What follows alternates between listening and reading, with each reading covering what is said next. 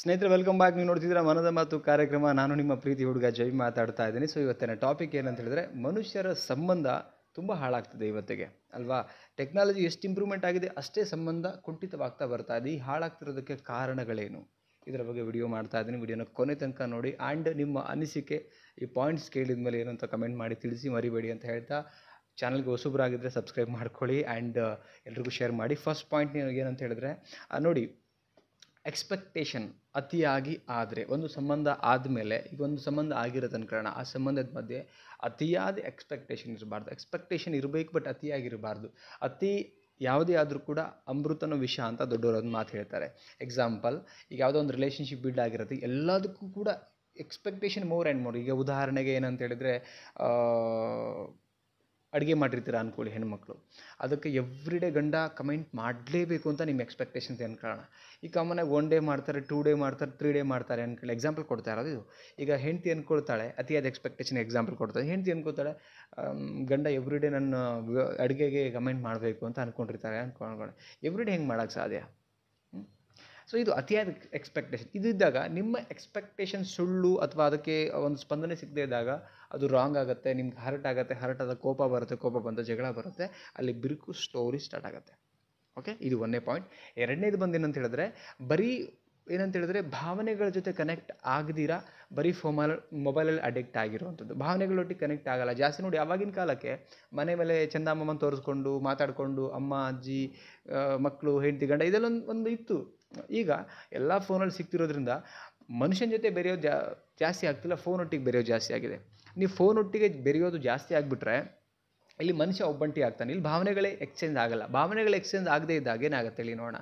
ನಿಮ್ಮ ಪ್ರೀತಿ ಎಕ್ಸ್ಚೇಂಜ್ ಅಂದರೆ ಪ್ರೀತಿ ಅದು ಬೆಳೆಯೋಕ್ಕೆ ಹೋಗಲ್ಲ. ಭಾವನೆಗಳು ಎಕ್ಸ್ಚೇಂಜ್ ಆಗಿಲ್ಲ ಅಂದರೆ ಪ್ರೀತಿ ಹೆಂಗೆ ಗ್ರೋತ್ ಆಗಬೇಕು? ಅದಾಗಲ್ಲ. ಸೊ ಭಾವನೆಗಳಿಲ್ಲ ಅಂದರೆ ಬದುಕಿದ್ದು ಸತ್ತಾಗ ಲೈಫಲ್ಲಿ. ಅದಕ್ಕೇ ಮೇಜರ್ ರೀಸನ್ ಇವತ್ತಿಗೆ 2024, 25, 26 ಈ ಒಂದು ಇಸ್ವಿನಲ್ಲಿ ಇವತ್ತು ಜಾಸ್ತಿ ಜನ ಮೊಬೈಲಿಗೆ ಅಡಿಕ್ಟ್ ಆಗ್ತಿದ್ದಾರೆ, ಟೆಕ್ನಾಲಜಿಗೆ ಅಡಿಕ್ಟ್ ಆಗ್ತಿದ್ದಾರೆ. ಮನುಷ್ಯ ಅಡಿಕ್ಟ್ ಆಗ್ತಿಲ್ಲ, ಜಾಸ್ತಿ ಮಾತಾಡ್ತಿಲ್ಲ, ಕಮ್ಯುನಿಕೇಷನ್ ಗ್ಯಾಪ್ ಆಗ್ತಿದೆ, ಭಾವನೆಗಳಿಗೆ ಸ್ಪಂದನೆ ಮಾಡ್ತಿಲ್ಲ. ಇದೆಲ್ಲ ಆಗ್ತಿರೋದ್ರಿಂದ 100% ಒಂದು ಸಂಬಂಧ ಬ್ರೇಕ್ ಆಗ್ತಾ ಇದೆ. ಮೊಬೈಲ್ ಫೋನನ್ನು ಎಷ್ಟಕ್ಕೆ ಬಳಸ್ಬೇಕು ಅಷ್ಟಕ್ಕೆ ಬಳಸ್ಕೊಂಡಾಗ ನಮಗೆ ಸಮಯ ಸಿಕ್ಕತ್ತೆ. ಆ್ಯಂಡ್ ಜೊತೆಗಿರ್ತಕ್ಕಂಥ ವ್ಯಕ್ತಿಗಳು, ನಾವು ಮನುಷ್ಯರು, ಈಗ ನಾವು ರೋಬೋಟಿಕ್ ಆಗಿದ್ದರೆ ಬರೀ ಮಷಿನ್ ಒಟ್ಟಿಗೆ ಇರ್ಬೋದಿತ್ತು. ಮನುಷ್ಯರಾಗಿರೋದ್ರಿಂದ ಮನುಷ್ಯರಿಗೆ ಮಾತಾಡೋಣ, ಟೈಮ್ ಕೊಡೋಣ, ಸ್ಪೆಂಡ್ ಮಾಡೋಣ. ಏನಾದರೂ ವರ್ಕ್ಸ್ ಇದ್ದರೆ, ಮೊಬೈಲ್ ಏನೋ ಕಲಿಯೋದಿದ್ದರೆ ಅಥವಾ ಏನೋ ಮೊಬೈಲಲ್ಲಿ ವರ್ಕ್ ಮಾಡ್ತಾಯಿದ್ರೆ ಮಾಡೋಣ. ಮಿಕ್ಕಿರೋ ಟೈಮ್ ಅದು ಮುಗಿದ ಮೇಲೆ ಫ್ಯಾಮಿಲಿಗೆ ಕೊಡಬೇಕು. ನೆಕ್ಸ್ಟ್ ಬಂದು ಏನು ಅಂತ ಹೇಳಿದ್ರೆ, ನಂಬಿಕೆ ದ್ರೋಹ ಮಾಡಿದಾಗಲೂ ಒಂದು ಸಂಬಂಧ ಹಾಳಾಗುತ್ತೆ. ನೋಡಿ, ನಂಬಿಕೆ ದ್ರೋಹ ಮಾಡಿದಾಗ ಈಗ ಉದಾಹರಣೆಗೆ ಒಬ್ಬರು ನಂಬಿಕೆ ಇಟ್ಕೊಂಡಿರ್ತಾರೆ ಅನ್ಕೊಳ್ಳೋಣ. ನಂಬಿಕೆ ಇಟ್ಕೊಂಡಾಗ ಕಂಪ್ಲೀಟ್ ಅವ್ರ ಮೇಲೆ 1% ಎಲ್ಲೋ ಒಂದು ಕಡೆ ಅಪನಂಬಿಕೆ ಬಂದಿರಲ್ಲ. ಸೊ ಬೆನ್ನಿಂದ ಚೂರಿ ಹಾಕಿಬಿಡ್ತಾರೆ. ಅಂದರೆ ಅವ್ರು ನಂಬ್ಕೊಂಡಿರ್ತಾರೆ, ಅವ್ರ ಮನೆಯಿಂದ ದೋಚ್ಕೊಂಡು ಹೋಗೋದು, ಅಥವಾ ಈಗ ಹೆಂಡ್ತಿಗೆ ಗಂಡ ಮೋಸ ಮಾಡೋದು, ಗಂಡನಿಗೆ ಹೆಂಡ್ತಿ ಮೋಸ ಮಾಡೋದು, ಅಥವಾ ಒಂದು ರಿಲೇಷನ್ಶಿಪ್ನ ಒಡೆದು ಬಿಡೋದು, ಅಥವಾ ಇನ್ನೇನೋ ದುಡ್ಡಿನ ವಿಚಾರದಲ್ಲಿ ಮೋಸ ಮಾಡೋದು. ಈ ಥರ ಅಪನಂಬಿಕೆ ಮಾಡಿದಾಗ ಅವ್ರ ಮೇಲೆ ಕಂಪ್ಲೀಟ್ ನಂಬಿಕೆ ಇಲ್ಲ ಅಂದಾಗ ಅಲ್ಲಿ ಸಂಬಂಧನೇ ಬಿಲ್ಡ್ ಆಗೋಕ್ಕಾಗಲ್ಲ. ಸಂಬಂಧನೇ ಬಿಲ್ಡ್ ಆಗೋಕ್ಕಾಗಲ್ಲ. ಸೊ ಅಪನಂಬಿಕೆ ಅಲ್ಲಾದಾಗ, ನಂಬಿಕೆ ದ್ರೋಹ ನಡೆದಾಗ 100% ಸಂಬಂಧ ಹಾಳಾಗುತ್ತೆ. ನೆಕ್ಸ್ಟ್, ಮ್ಯಾಚ್ಯೂರ್ ಮೈಂಡ್ ಇಲ್ಲದೆ ಇದ್ದಾಗ. ಮ್ಯಾಚ್ಯೂರ್ ಮೈಂಡ್ ಅಂತ ಹೇಳಿದ್ರೆ, ಈಗ ಸಣ್ಣ ಪುಟ್ಟ ಏನೋ ಪ್ರಾಬ್ಲಮ್ ಆಗಿರುತ್ತೆ, ಅದನ್ನು ದೊಡ್ಡದಾಗಿ ತೊಗೊಂಡು ಮನೇಲಿ ರಂಪಾಟ ಮಾಡಿ ಜಗಳ ಮಾಡುವಂಥದ್ದು. ಬ್ರಾಡ್ ಮೈಂಡ್ ಇರಬೇಕು. ಏನೇ ಆದರೂ ಕೂಡ ಪಾಸಿಟಿವ್ ಆಗಿ ತೊಗೊಂಡು ಗಂಡ ಹೆಂಡತಿ ಅಥವಾ ಮಕ್ಕಳು ಅಥವಾ ತಂದೆ ತಾಯಿ ಹತ್ರ ಏನೇ ಆಗಿದ್ರೂ ಒಂದು ಬ್ರಾಡ್ ಮೈಂಡ್ ಇರಬೇಕು, ಮೆಚ್ಯೂರ್ಡ್ ಮೈಂಡ್ ಅಂತ ಹೇಳ್ತೀವಿ. ಅದಿದ್ದಾಗ ಸಂಬಂಧ ಅಷ್ಟು ಹಾಳಾಗಿ ಹೋಗಲ್ಲ. ಅದಿಲ್ಲದೆ ಇರೋದಕ್ಕೂ ಕೂಡ ಸಂಬಂಧಗಳು ಹಾಳಾಗ್ತದೆ.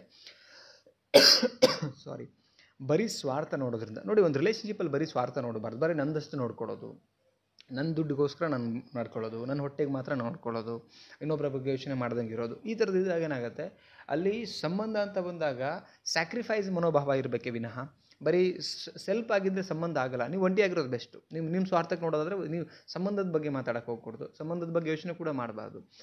ಸೆಲ್ಫಿಶ್ ಸ್ವಾರ್ಥ ಅಂತ ಆದರೆ ನೀವು ಒಂಟಿ ಇರಿ, ಸಂಬಂಧ ಬೇಡ ನಿಮಗೆ. ಸಂಬಂಧ ಇದೆ ಅಂದಮೇಲೆ ಸ್ಯಾಕ್ರಿಫೈಸ್ ಮಾಡೋಕ್ಕೆ ರೆಡಿ ಇರಿ. ಸೊ ಅವಾಗ ಮಾತ್ರ ಸಂಬಂಧ ಇರೋಕ್ಕೆ ಸಾಧ್ಯ. ಓಕೆ, ಇದೆಲ್ಲ ವಿಚಾರಗಳು ಬರುತ್ತಲ್ಲಿ ಒಂದು ಸಂಬಂಧ ಹಾಳಾಗಲಿಕ್ಕೆ. ಸೊ ಅವ್ನ ಕಾರಣಕ್ಕೆ ಮೇಜರಾಗಿ ಬಂದು ಫೋನಿಗೆ ಜಾಸ್ತಿ ಅಡಿಕ್ಟ್ ಆಗಬೇಡಿ. ಫೋನ್ಗೆ ಎಷ್ಟು ಬೇಕು ಅಷ್ಟು ಬಳಸ್ಕೊಳ್ಳಿ. ಮನುಷ್ಯನ ಜೊತೆ ಜಾಸ್ತಿ ಇರಿ. ನೆಕ್ಸ್ಟ್ ಬಂದು ಎಕ್ಸ್ಪೆಕ್ಟೇಷನ್ ಅತಿಯಾಗಿ ಇಟ್ಕೋಬೇಡಿ. ನೆಕ್ಸ್ಟ್ ನಂಬಿಕೆ ದ್ರೋಹ ಮಾಡಬೇಡಿ. ಬರೀ ಸ್ವಾರ್ಥ ನೋಡಬೇಡಿ. ಮೆಚ್ಯೂರ್ ಮೈಂಡ್ ಆಗದೇ ಇರಬೇಡಿ. ಇದೆಲ್ಲ ಇದ್ದರೆ ಮನುಷ್ಯನ ಸಂಬಂಧ ಹಾಳಾಗುತ್ತೆ. ಸೊ ನಿಮಗೇನು ಅನ್ನಿಸ್ತು ವಿಡಿಯೋ ನೋಡಿದ್ಮೇಲೆ ಕಮೆಂಟ್ ಮಾಡಿ, ಲೈಕ್ ಮಾಡಿ, ವಿಡಿಯೋನ ದಯವಿಟ್ಟು ಶೇರ್ ಮಾಡಿ. ಇನ್ಸ್ಟಾದಲ್ಲಿ ನೋಡ್ತಾ ಇದ್ರೆ ಫೇಸ್ಗೆ ಫಾಲೋ ಮಾಡಿ, ಫೇಸ್ಬುಕ್ಕಲ್ಲಿ ನೋಡ್ತಾ ಇದ್ರೆ ಪೇಜ್ಗೆ ಫಾಲೋ ಮಾಡಿ, ಸಪೋರ್ಟ್ ಮಾಡಿ. ಯೂಟ್ಯೂಬಲ್ಲಿ ನೋಡ್ತಾ ಇದ್ರೆ ಅಷ್ಟೇ ಫಾಲೋ ಮಾಡಿ, ಸಪೋರ್ಟ್ ಮಾಡಿ. ಮತ್ತೊಂದು ಟಾಪಿಕಲ್ಲಿ ಸಿಗ್ತೀನಿ. ನಮಸ್ತೆ.